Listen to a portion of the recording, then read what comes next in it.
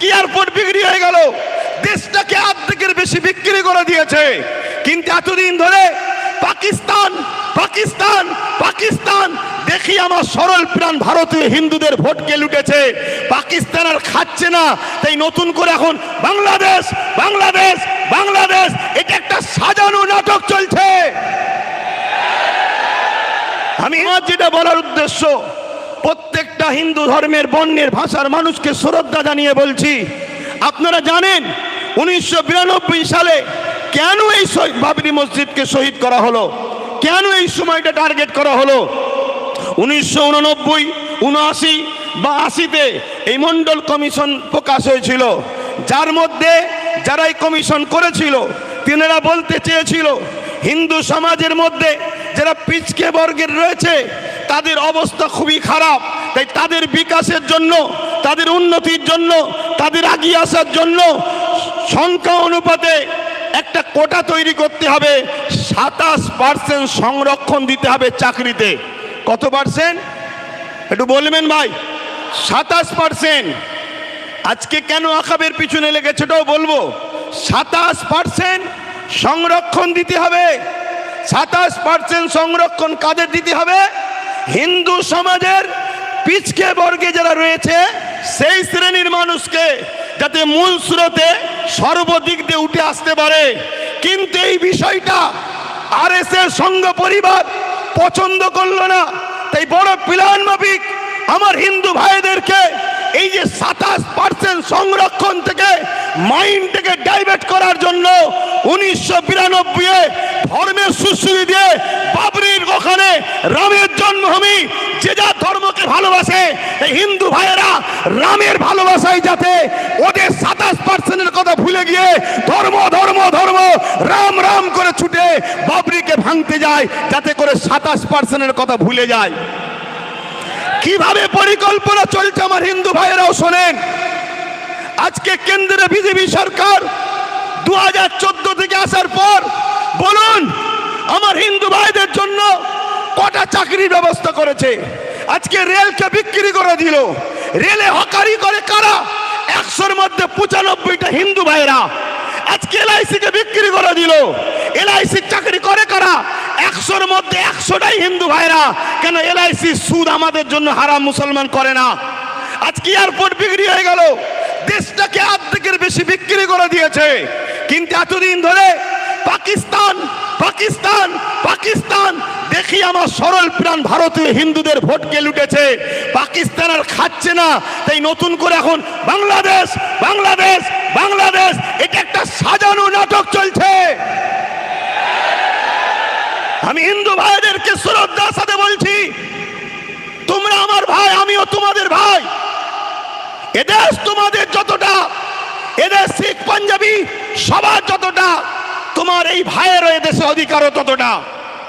আজকে বলুন আমার হিন্দু ভাইরা দূরে কাছে যেখানে আছেন, আর আপনারাও শুনুন, ভাতৃত্ব তৈরি করুন, মানববন্ধন তৈরি করুন, উত্তম আখলাক তৈরি করুন, উত্তম আদর্শ তৈরি করুন, ধর্ম হৃদয়ে রাখুন। বাইরে আপনি মানুষ, এই মানুষের পরিচয় নিয়ে চলুন।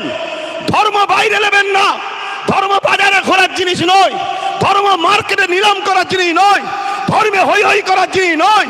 ধর্ম তো আস্থার জিনিস, ধর্ম তো ভালোবাসার জিনিস, ধর্ম নিলামে তোলার জিনিস নয়, ধর্ম কম্পিটিশনের জিনিস নয়। ধর্ম বাঁচাবার জন্য তরোয়াল অস্ত্র লাগে না, ধর্ম বাঁচাবার জন্য তোমার একটা ভালো মন, ভালো হৃদয় দরকার, যে হৃদয়ে তোমার ধর্মটা বাঁচবে। আজকে বড় দুঃখের সাথে বলতে হয়, ইউক্রেন আর রাশিয়ার যখন লড়াই হচ্ছিল, আমাদের সাহেব, বুঝতে পারছেন তো নাকি, আমাদের সাহেব ওই গুহার মধ্যে ক্যামেরাওয়ালাকে নিজে নিলাম করে দেখছিলেন, বুঝতে পারছেন না? আমাদের সাহেব ফোন করেছে নাকি ইউক্রেন আর রাশিয়ার যুদ্ধ বন্ধ হয়ে গেছে। সামান্য একটা ছোট্ট দেশ বাংলাদেশ, ও দেশে যদি আমার হিন্দু ভাইদের উপরে জুলুম হয়, তাহলে আপনি কি করছেন? পার্টি করছেন, পিকনিক করছেন, না হালো বিছানার উপরে ঘুমিয়ে আছেন? কেন আপনি বন্ধ করতে পারছেন না? আপনি যদি ইউক্রেন রাশিয়ার যুদ্ধকে বন্ধ করতে পারেন, তাহলে আপনার পাশের দেশ কেন বন্ধ করতে পারছেন না? আমি আর একটা তথ্য বলে যাচ্ছি, আপনাদের ঘরেও বলছি এবং আমার হিন্দু ভাইদের ঘরেও বলছি। কেন এটা চাইছি, কেন দেশটাকে বাঁচাতে হবে, দেশটা বাঁচাতে হবে। দেশটা হলো একটা বট গাছ বা একটা যে কোনো গাছ, এই গাছটা বেঁচে থাকবে ততক্ষণ যতক্ষণ এর শিকড়গুলো সুরক্ষিত থাকবে, ঠিক না বেঠিক? এর শিকড়গুলো, এর একটা শিকড়ের নাম হিন্দু, একটা শিকড়ের নাম মুসলমান, একটা শিকড়ের নাম শিখ, একটা শিকড়ের নাম আদিবাসী, একটা শিকড়ের নাম দলিত, একটা শিকড়ের নাম সাউদি কি বলে সাঁওতাল, বিভিন্ন এক একটা শিকড় সব কটাই গাছের জন্য কিন্তু মজবুত। যদি একটা শিকড় কেটে যায় মূলত আমার দেশ অর্থাৎ গাছটা দুর্বল হবে, দেশটা দুর্বল হবে। আজকে হিন্দুর দরদ দেখাচ্ছে কেন্দ্র সরকার, বাংলাদেশ নিয়ে বড় মিডিয়া গরম করছে, বাংলাদেশ অশান্তি তৈরি করছে। কিন্তু আমি জানতে চাই আমাদের পাশে নেপাল 95% হিন্দু, সেই দেশের সঙ্গে ভারতের সম্পর্ক ভালো নেই কেন? কেন্দ্র সরকারকে জবাব দিতে হবে। কথা বলেন, জবাবের দরকার আছে না নাই? তুমি যদি এতই হিন্দু দরদি সরকার হও, এতই যদি হিন্দুদের ভালোবাসো, তাহলে জবাব দাও। যখন ডোনাল্ড ট্রাম্প আহমেদাবাদ স্টেডিয়ামে উদ্বোধন করতে আসছিল, রাস্তার দুদিকে গরিব হিন্দুদের বাড়িগুলোকে যাতে ডোনাল্ড ট্রাম্প দেখে ফেলে বড় পর্দার আড়াল করে দিয়েছিল কেন? তারা কি মানুষ নয়? তারা গরিব হয়েছে বলে কি মানুষ নয়? মনে রাখবেন, এসব রাজনীতি রুটি শাখার চক্রান্ত। আজকে 95% নেপালের সঙ্গে ভারতের সম্পর্ক নেই। ভারতের প্রতিবেশী চতুর্দিকের দেশগুলোর খবর নেন, সবার সঙ্গে সম্পর্ক খারাপ ছিল। যদিও বা বাংলাদেশের সঙ্গে সম্পর্ক, এই অপদার্থ সরকার আসার পরে ওই বাংলাদেশের সঙ্গে সম্পর্কটা আমাদের খারাপ হয়ে গেছে। খুব ঠান্ডা মাথায় শুনুন, এই দেশে পৃথিবীর বুকে বড় বড় দেশ সব নেই, আর সব টুকরো টুকরো হয়ে গেছে। বড় বড় দেশ নাই, সব টুকরো টুকরো হয়ে গেছে। বড় দেশের মধ্যে আমার দেশ, আমার মাতৃভূমি, আমার হিন্দুস্তান একটা বড় দেশ আছে, আর একটা হলো চীন বড় দেশ আছে। নিশ্চয়ই আপনারা জানেন চীন আমার ভারতবর্ষের একটা বড় অংশকে দখল করে নিয়েছে, বড় একটা জায়গাকে দখল করে নিয়েছে। সেই জায়গাতে তার প্রতিবাদ না করে আজকে মধ্যে মানুষে মানুষ বিভাজন তৈরি করতে চাইছে। মনে রাখবেন, তাহলে কিছু সমস্যা এই করিস তোরা, আমার বেলা কি সব সমস্যা হয়? কি হলো তাহলে?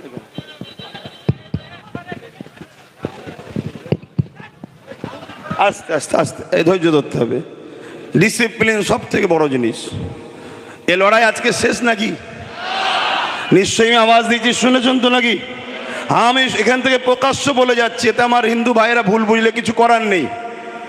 বাবরি মসজিদ ছিল, আছে, থাকবে। বাবরি মসজিদকে নতুন করে আমরা তৈরি করব, বলুন ইনশাল্লাহ, বলুন ইনশাল্লাহ। তবে বাবরি মসজিদ তৈরি করতে গিয়ে রাম মন্দির ভাঙতে লাগবে নাকি?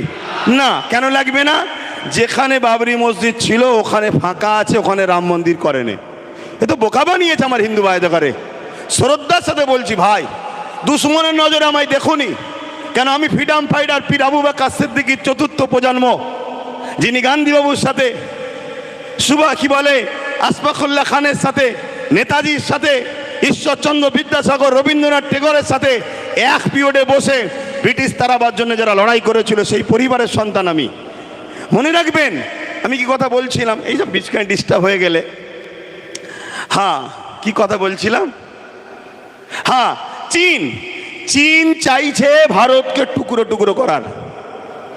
এদিকে পাকিস্তানও আছে, এও চাইছে ভারতকে, বলুন, টুকরো টুকরো করার। আর সেই টুকরো টুকরো করার ফাঁদে বা ইচ্ছা করে আমার কেন্দ্র সরকার কিন্তু সেই রাস্তায় নিয়ে যাচ্ছে দেশকে।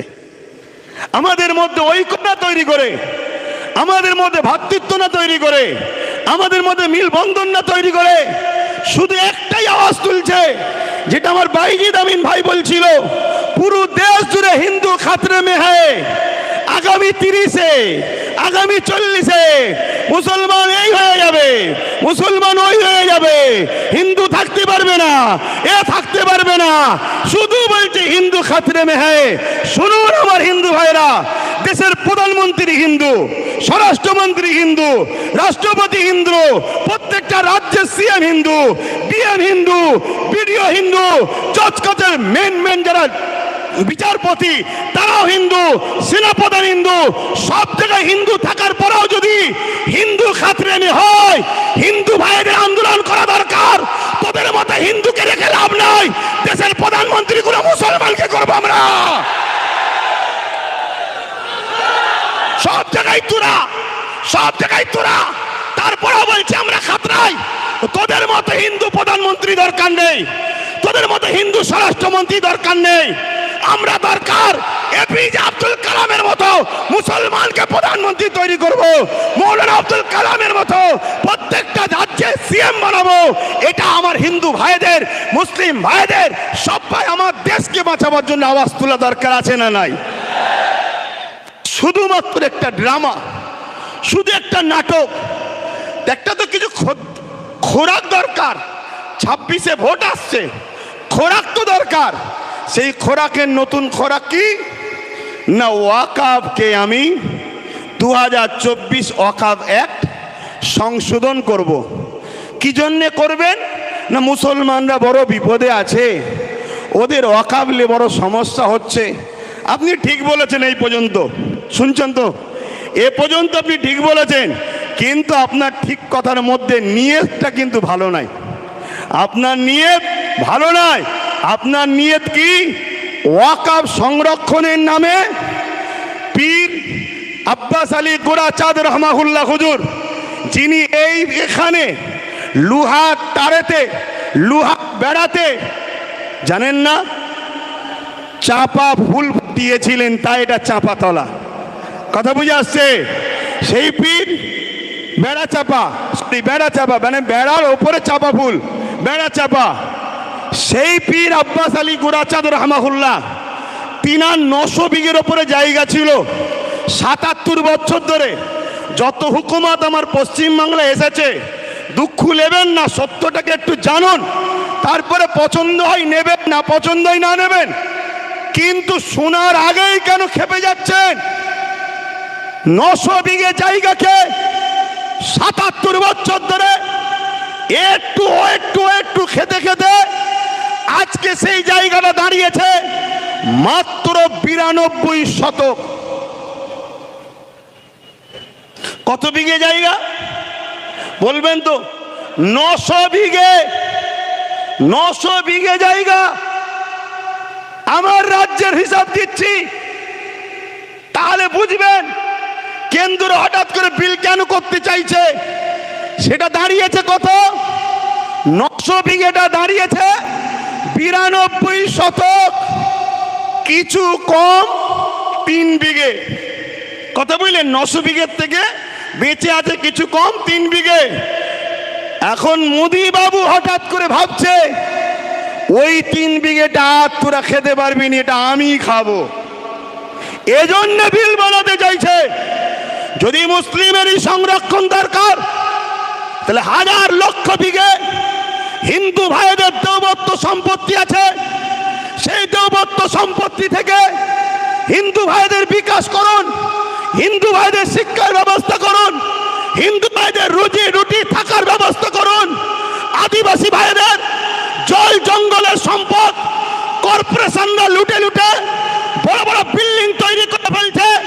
আপনি যদি উপযুক্ত প্রধানমন্ত্রী হন, দেশকে যদি ভালোবাসেন, দেশবাসী সবকা সাথ সবকা বিকাশ যদি চান, তাহলে জল জঙ্গলের দখলকৃত সম্পদকে উদ্ধার করে আদিবাসী ভাইদের শিক্ষা, স্বাস্থ্য, রুজি রুটি, কর্মসংস্থান মূল সুরাতের দিকে টেনে নিয়ে আসুন। না, উনি শুধু মুসলমানদের দরদি হয়েছে। শুনছেন তো নাকি? এদিকে বলছে হিন্দু খাতরে মেয়ে, আর প্রধানমন্ত্রী বলছে মুসলমানদের আমি উপকার করব। এ নাটক বুঝতে বাকি নয়। উনি এই বিলটা তৈরি করে পুরো দেশের 27 লক্ষ বিঘে সম্পদ, অঙ্কটা মনে রাখবেন, পুরো দেশ জুড়ে 27 লক্ষ বিঘে সম্পদ আছে। এই 27 লক্ষ বিঘে সম্পদকে পুরো গভর্নমেন্ট হাত করতে চাইছে। অর্থাৎ কেরলে 1400 বছরে একটা মসজিদ আছে, বাদশা চিরামান, যে বাদশা একদিন আকাশের দিকে তাকিয়ে দেখে পূর্ণিমার চাঁদ দুটুকরো হচ্ছে, এই দৃশ্যটা দেখে বাদশা চিরামান হিন্দু ঘরের সন্তান, তার মনের মধ্যে এই তারিখটা রয়ে গেল। একদিন হযরতে মালিক রাহমাহুল্লাহ এমন করে কেরলে এসেছিল বিজনেসের জন্য। বাদশা চিরামান মাওলানা হযরতে আব্দুল মালিক হুজুরকে জিজ্ঞাসা করলেন যে এই দিন চাঁদ দুটুকরো হয়েছিল, আপনারা তো আসমানি কিতাবের খবর রাখেন, বলতে পারবেন কি হয়েছে? হযরত আব্দুল মালিক বললেন, এক জাদুকর আমার লিডার, আমাদের প্রফেট, মনুষ্য জাতির সর্দার নবী প্রফেট মুহাম্মদ সাল্লাল্লাহু আলাইহি ওয়াসাল্লামকে কিছু মুজিজা দেখতে চেয়েছিল আসমানে, তাই আঙ্গুলের ইশারা করেছিল, চাঁদটা দুটুকরো হয়ে গিয়েছিল। এই কথাটা শোনার সাথে সাথে রাজা চিরামান এই কেরল থেকে মক্কার জমিনে গিয়ে হযরত প্রফেট মুহাম্মদ সাল্লাল্লাহু আলাইহি ওয়াসাল্লামের হাতে হাত দিয়ে আখেরি মেসেঞ্জার, আখেরি আওতার, আখেরি পথ প্রদর্শক, আখেরি প্রফেট হিসাবে তিনাকে মেনে নিয়ে ঈমানের কালিমা পড়ে ইসলাম ধর্ম কবুল করেছিল। সেই প্রফেটের অনুসরণ করে রাজা চিরামান কেরলে একটা মসজিদ তৈরি করেছে, যে মসজিদের বয়স 1400 বছর। এই 1400 বছরের মসজিদ প্রমাণ দিচ্ছে ভারতবর্ষে মুসলমান স্বাধীনতার পরে বাংলাদেশ থেকে নয়, আফগান থেকে নয়, পাকিস্তান থেকে নয়, এ ভারতের বুকে 1400 বছর ধরে আছে। তার প্রমাণ হলো কেরলের মসজিদ। 1400 বছর আজান হচ্ছে, 1400 বছর নামাজ হচ্ছে। যে মুসলমানদের ভারতবর্ষে পরিচয় 1400 বছরে থাকতে পারে, এই 14 দিনের সরকার এনআরসি করে আমাদেরকে তাড়ানো অসম্ভব হচ্ছে।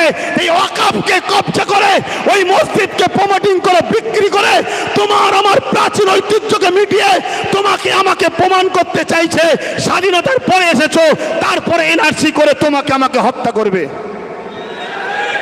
মাথায় ঢুকছে? বক্তব্য শুনছেন? কেন আমি অনেক ঠান্ডা মাথায় চিন্তা করছিলাম, আরে ওয়াকফ তো সবাই খেয়েছে, ওয়াকফের মধু চাকতে এমন কেউ তো নাই। ওয়াকফের মধু সবাই চেকেছে, আর এই চাকার জন্য সব থেকে বড় দোষী আমরা। আমরা যদি ঘরের দরজা খুলে আর সোনা দানা বাইরে বার করে ঘুমোই, চোরের কাজ তো ভাই চুরি করবে। তা আমরা সারা জীবন একে বললাম, ওকে বাপ বললাম, তাকে বাপ বললাম, সবাইকে মাথায় তুলে দিলাম। যেই উঠেছে সেই আমাদের ওয়াকফকে চেকেছে। তো হঠাৎ করে ইনি বিল পাস করতে চাইলো কেন? এই প্রশ্নটা আমার মাথায় খটকা দিয়েছে।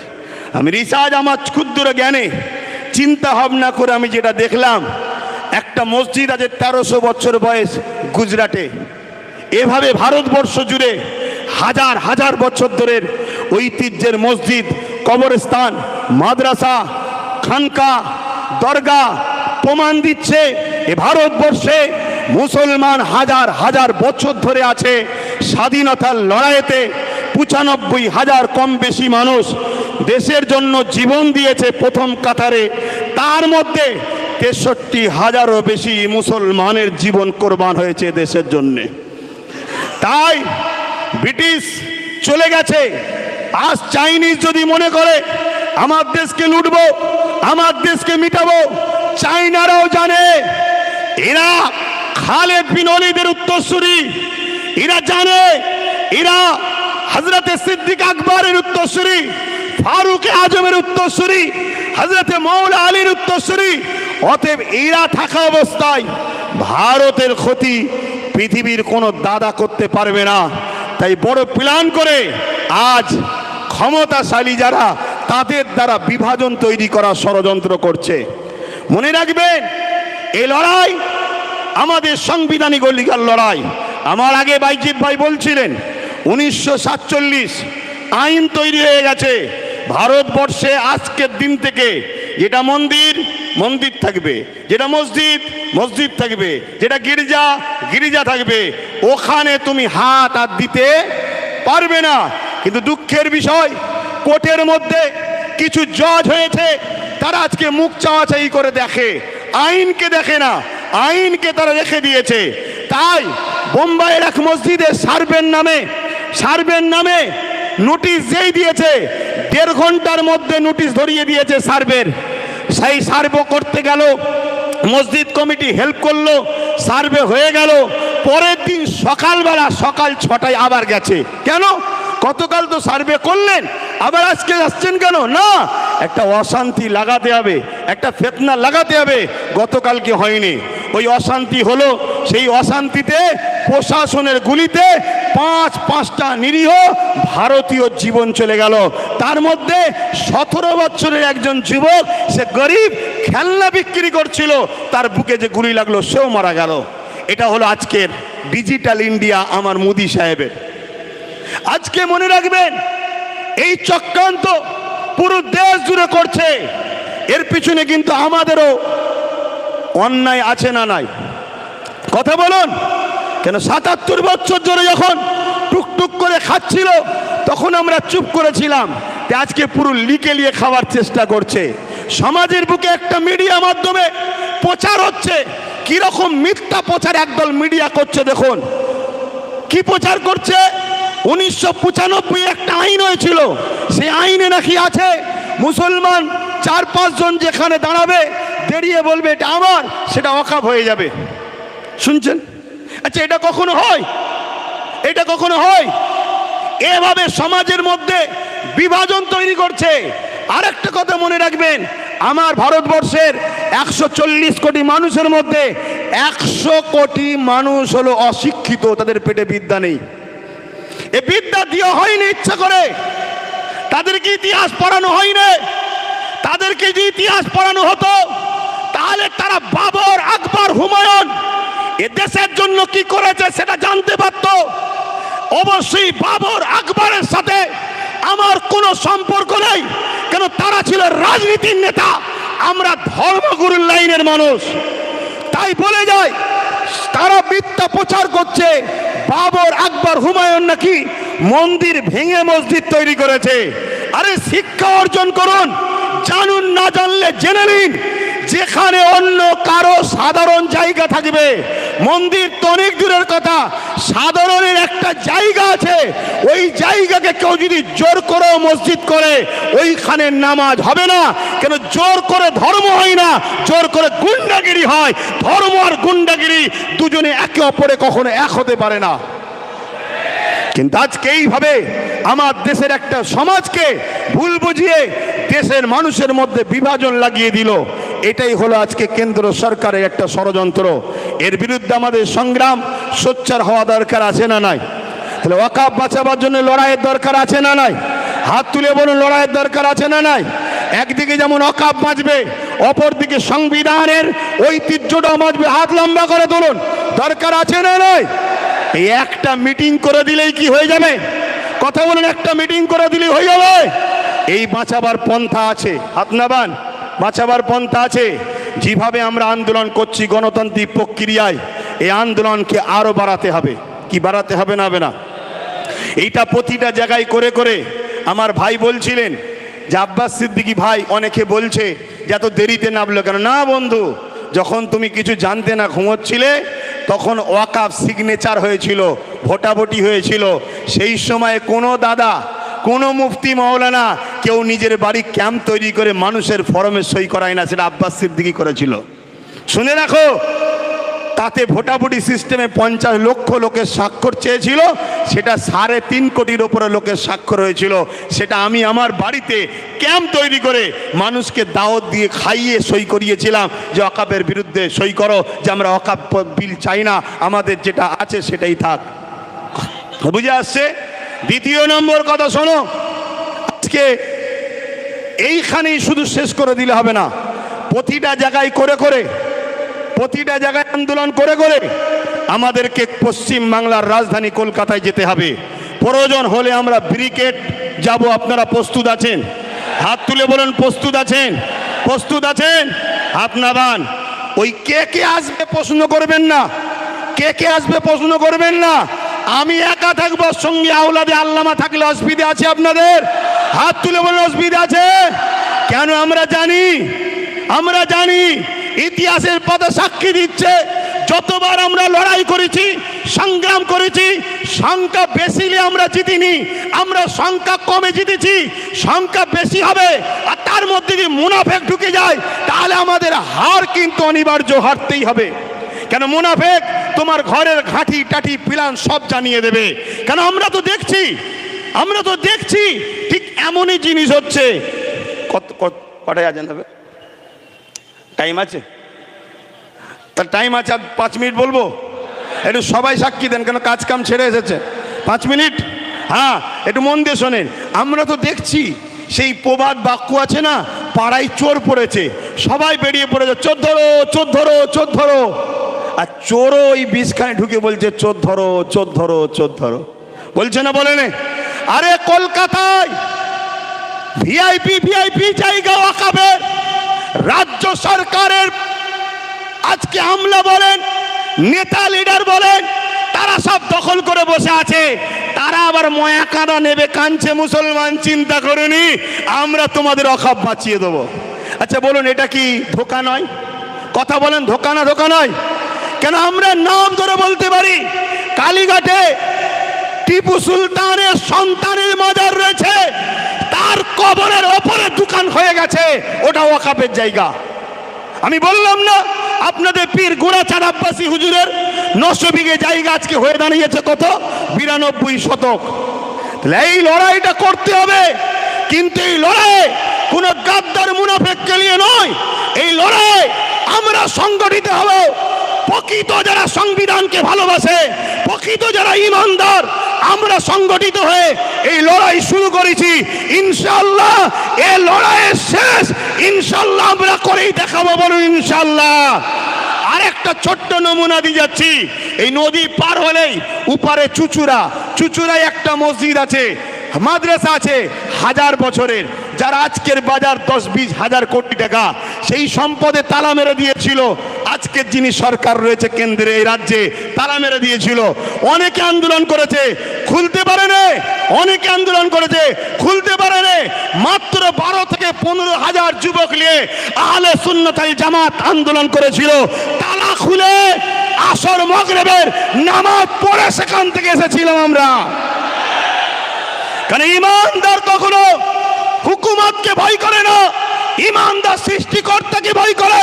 ইমানদার বোমকে ভয় করে না, কামানকে ভয় করে না, বন্দুককে ভয় করে না, শাসকের রক্তচক্ষুকে ভয় করে না। ইমানদারের হৃদয়ে আল্লাহর ভয় রয়েছে। তাই যখন আমরা 4টে পর্যন্ত পারমিশন ছিল, 4টে পার হচ্ছে, আমরা দাবি রেখেছি নামাজ পড়বো, তারপরে ঘরে যাবো, আর নয় খাটিয়া করে যাব। তখন র‍্যাব না বাচ্চে, র‍্যাব ভয় দেখাচ্ছে, র‍্যাব না বাচ্চে। আমি মাইকে বলেছিলাম আজ আমরা 14-15 হাজার র‍্যাব নিয়ে দিয়ে পিটবে, সংবিধান বিরোধী কাজ করবে। কাল থেকে যেখানে পাবা সেখানে আমরা পিটিয়ে দেখিয়ে দেবো। এ দরকার আছে না নাই? আমরা কি এদেশে জন্ম হয়েছি শুধু লাঠি খাবার জন্য, মার খাবার জন্য, ভিক্ষা লিবার জন্য? আমরা সংবিধান বিরোধী কোনো কাজ করিনি, আগামীতেও করবো না, ঠিক না বেটি?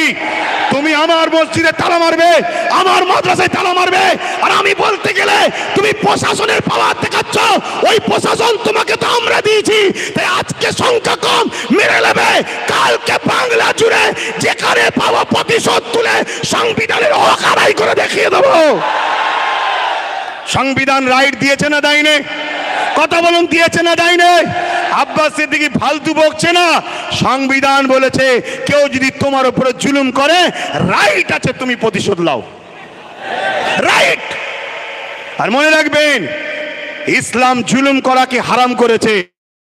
ভাই বলছিল না ডিফেন্স করাকে ইসলাম জায়েজ করেছে। ডিফেন্স, আমাকে মারবে, আমার কবরস্থান, আরে কালকে তোমার আমার দাদুকে কবর দেবে না পুড়াবে, সেই অস্তিত্বের লড়াই চলছে। তো সংবিধান যখন তোমায় রাইট দিয়েছে, তুমি লড়াই করবে না করবে না? কথা বলো, করবে না করবে না? কিন্তু এই লড়াইটা করবে কার সাথে? যারা বিগত 77 বছর যারা ওয়াকাফ খেয়েছিল, মসজিদকে লুটেছে, মাদ্রাসাকে লুটেছে, কবরস্থানকে লুটেছে, তাদেরকে পাশে করলে লড়াই করবে নাকি? এ কথা বলো। কারণ এই সমাজে 2 ধরনের ওয়াকাফ নিয়ে লড়াই হচ্ছে। একদল লড়াই করছিস, ভাই তুইও তো ওয়াকাফ খেয়েছিস রে, তুই তো যারা ওয়াকাফ খায় তার সঙ্গে তোকে দেখা গেছে, তুই আজকে চিল্লাচ্ছিস কেন? সে বলছে ভাই বুঝিস না কেন, এ তো ভাগ দিত, মুদি নিলে ভাগ দেবে না, তাই তো লড়াই করতে নেমেছি। মুদি যদি ভাগ দেবে বলে, এ কিসের লড়াই আবার? কথা বুঝছেন না, বোঝেন না? আর এক দল লোক লড়াই করছে, আলহামদুলিল্লাহ আল্লাহকে সাক্ষী রেখে বলছি, লড়াই করছি আমার ইমানের অস্তিত্ব, আমার দ্বীনের অস্তিত্ব, আমার সংবিধানের উপরে কেন্দ্র সরকার হাত দিয়েছে, তাই ইমানের দায়িত্বে লড়াই করছি। তো ভাইরা আমার, তাই বলবো লড়াই করতে হবে।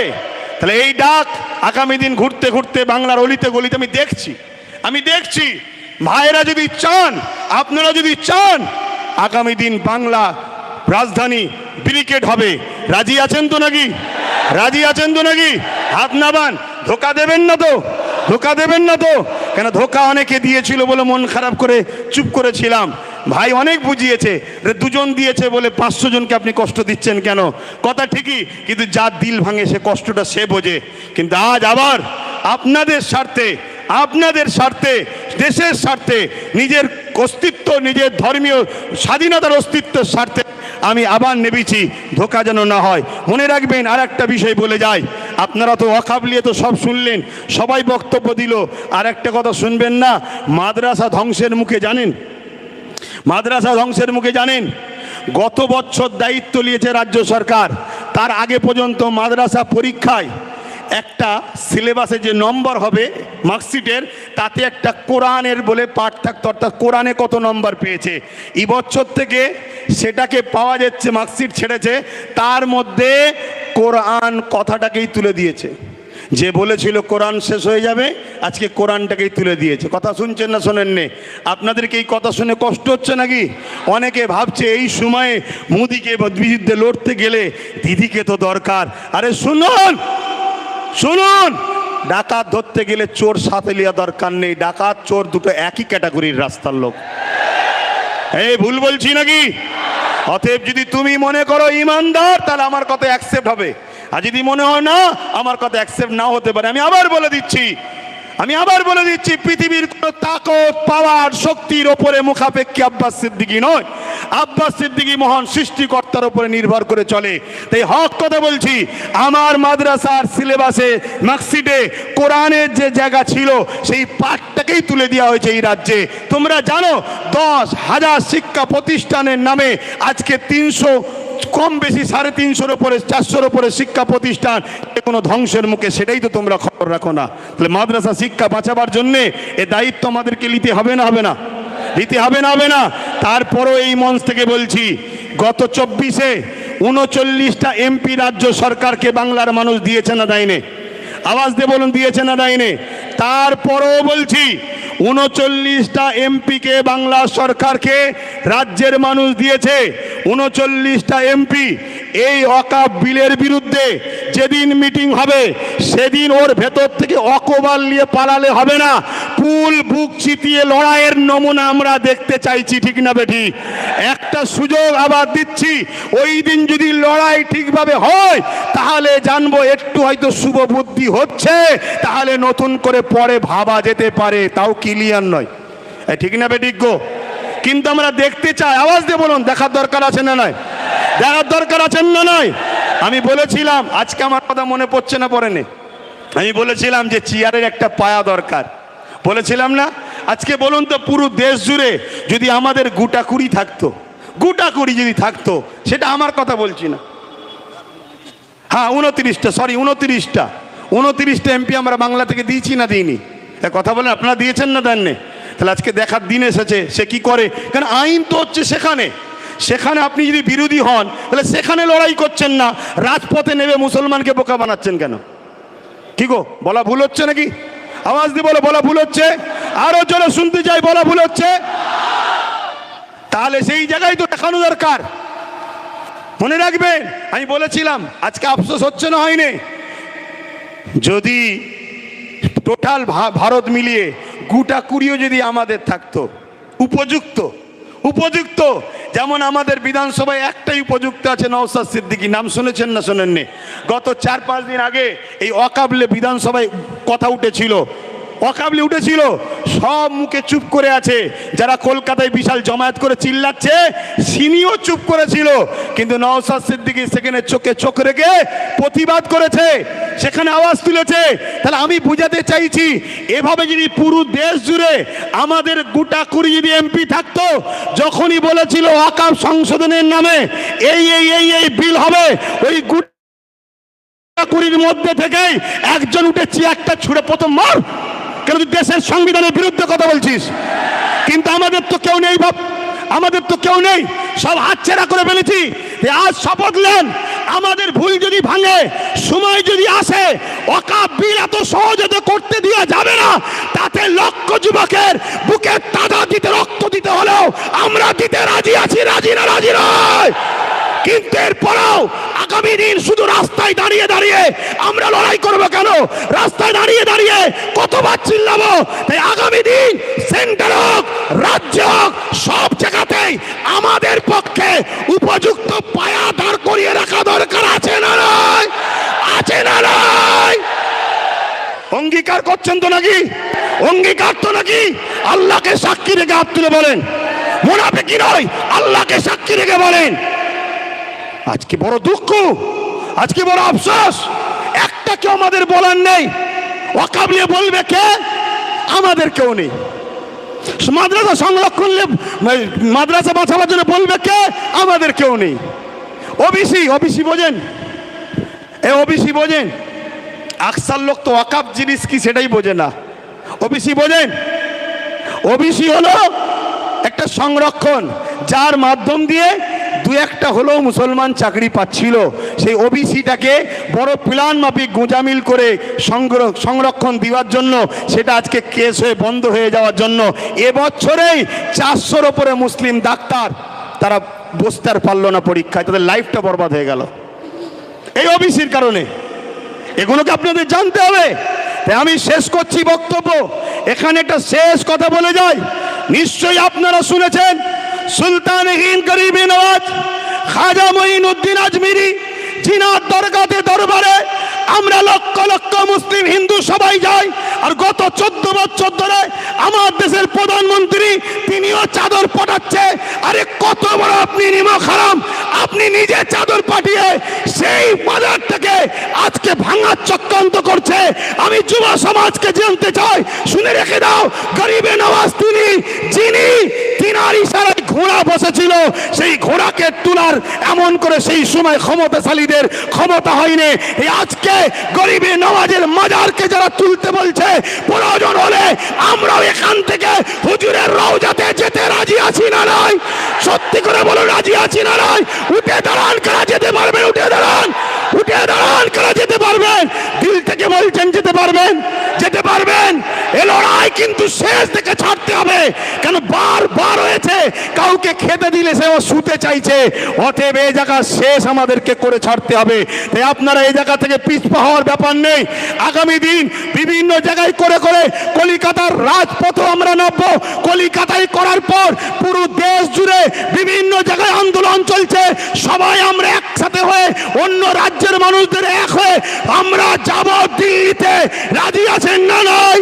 দিল্লিতে শুধু চিল্লাতে যাব না, দিল্লিতে শুধু চিল্লাতে যাব না, যারা সংবিধান ও দেশকে মিটাচ্ছে তাদেরকে নামাতে আমরা যাব। রাজি আছে?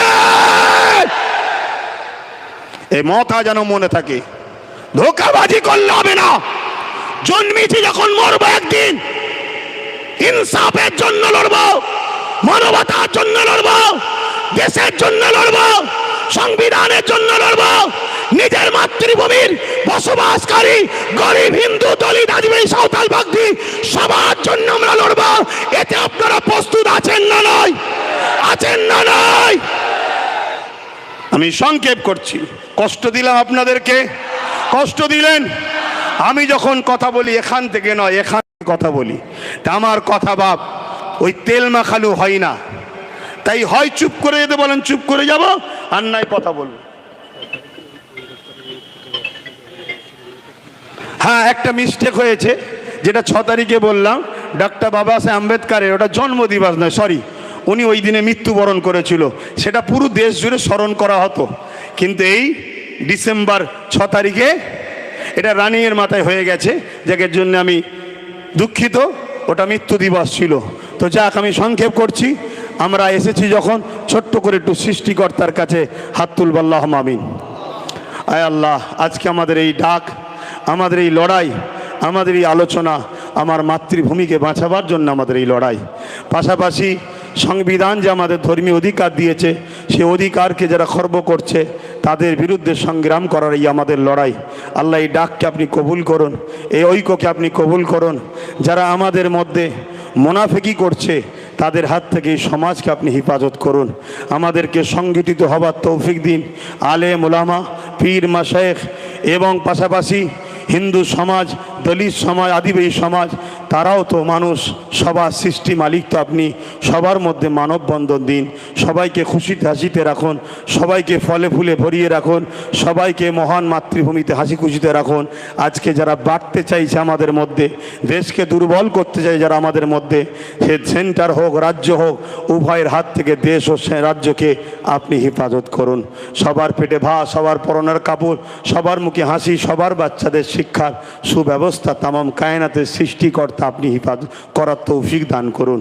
আজকের আমাদের এই ব্যবস্থা যারা করেছে, প্রত্যেকের এই ব্যবস্থা করার পরিশ্রমকে কবুল করেন। আল্লাহ, যারা এসেছে প্রত্যেকের আশাকে কবুল করেন। আগামী দিন আমরা যেন হকের পক্ষে, ন্যায়ের পক্ষে সংগঠিত হয়ে কলিকাতার রাজপথ, ওখান থেকে দিল্লি, আমার দেশের রাজধানী, সর্ব জায়গাতে আমরা যেন ইনসাফের জন্য, ন্যায়ের জন্য, গরিবের জন্য, দেশের জন্য, পাশাপাশি আমার দেশের যে সাংবিধানিক মৌলিক অধিকার, ধর্ম যার যার দেশ সবার, সেই আওয়াজ তুলে আমরা যেন নিজের ধর্মকেও পালন করে চলতে পারি। আমিন। লা ইলাহা ইল্লাল্লাহু মুহাম্মাদুর রাসূলুল্লাহ। যাবার আগে একটা স্লোগান হবে, সাথ দেবেন তো নাকি? আপনারা আমার সাথে বলুন, ধর্ম যার যার। বলুন বলুন, ধর্ম যার যার। কেউ কেউ বলে ধর্ম যার যার, উৎসব সবার। এ ভণ্ডমের কথা, চিটিংবাজদের কথা মনে থাকবে। এটা চাইছে উভয়কে মুখোমুখি করব, থার্ড পার্টি একজন যে ঢিল ঝুলবে, উভয় মারপিট করে দেশকে শেষ করব। ধর্ম যার, উৎসব তার, সে তার পরিবার, বউ বাচ্চাদের নিয়ে উৎসব করবে, ঠিক না বেঠিক গো? ধর্ম যার যার, দেশ সবার। বলুন, ধর্ম যার যার। আরো জোরে বলুন, ধর্ম যার যার, ধর্ম যার যার। নারে তাকবীর, নারে তাকবীর। ভারতবর্ষ, ভারতবর্ষ, ভারতবর্ষের সংবিধান, ডক্টর বাবা সাহেব আম্বেদকর, নারে তাকবীর। এবারে একটু হাত তুলে বলতে হবে, আমি বলবো লব্বাইক, আপনারা বলবেন ইয়া রাসূলুল্লাহ। নবী ছাড়া তো আমরা মরা নাকি? লব্বাইক, লব্বাইক, লব্বাইক, লব্বাইক, লব্বাইক। না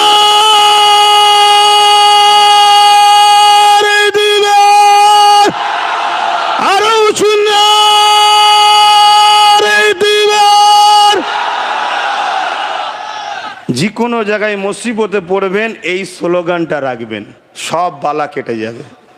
মনে থাকবে। আমার আলোচনা শুনে কেউ কষ্ট পেলেন? আমি এখান থেকে বলেছি, এখান থেকে নয়।